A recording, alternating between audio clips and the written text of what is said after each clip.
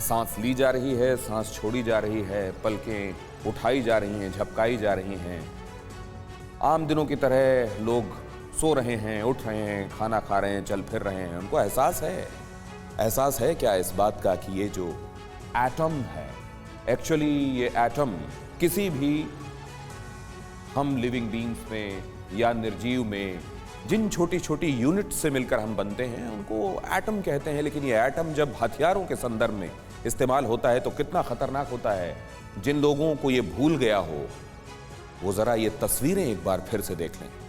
ये था अंजाम जब पहली बार और शुक्र है कि आखिरी बार दुनिया ने देखा था इसका अंजाम।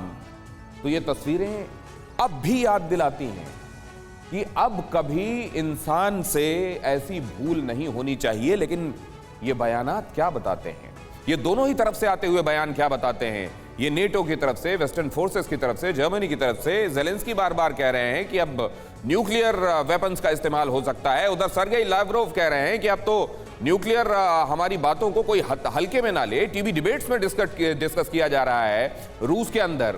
क्या किसी को ये सब याद है? क्या किसी को याद है कि ये तस्वीरें जब ली गई थी तो इसीलिए कि पूरी दुनिया को हमेशा के लिए एक इबरत हासिल हो जाए? क्या वो इबरत दुनिया को याद है? लगता नहीं कि वो याद है। अगर याद होती तो दुनिया की फिर हिम्मत ना होती। अगर जिंदगी से सचमुच है प्यार, इस धरती से, जीवन से सचमुच है प्यार, तो एटम ये जुबान पर भी कैसे लाते हो यार? ये जो तस्वीरें हैं, ये एक के बाद दूसरी तस्वीरें केवल तबाही बताती हैं। ये बताती हैं कि न्यूक्लियर के इस्तेमाल के बाद युद्ध जीतने वाला भी भुगतता है और हारने वाला तो भुगतता ही है। और फिर अगर ये सिचुएशन टैक्टिकल न्यूक्लियर वेपन से स्ट्रैटेजिक की तरफ या मैड की तरफ, जिसको म्यूचुअल अश्योर्ड डिस्ट्रक्शन कहते हैं, उस तरफ जाती है। यहाँ तो एक ही बार बॉम्ब पटका गया था एक मुल्क ने उस समय एक सनक में आकर। हालांकि ये भी है कि एक तरह से फुल स्टॉप लगा कर गया उस समय चली आ रही युद्ध की स्थितियों पर। लेकिन ये तस्वीरें बताती हैं कि जब ये एक तरफा हुआ तो क्या हुआ था। और अगर अब ये मैड की तरफ सिचुएशन जाती है, जिसकी तरफ इशारा हो रहा है, तो क्या होगा? ये था अंजाम, हमको याद रखना चाहिए। ये तस्वीरें इसीलिए दिखाकर मैं अगले 40 मिनट के इस शो की शुरुआत कर रहा हूं। हमारे साथ चर्चा में जुड़ रहे हैं major general SVP Singh, defence analyst, यहां मेरे साथ इस चर्चा में शामिल होंगे। कॉमोडोर रंजीत राय हमारे साथ इस चर्चा का हिस्सा होंगे। एयर कॉमोडोर BS सिवाच भी हमारे साथ जुड़ रहे हैं।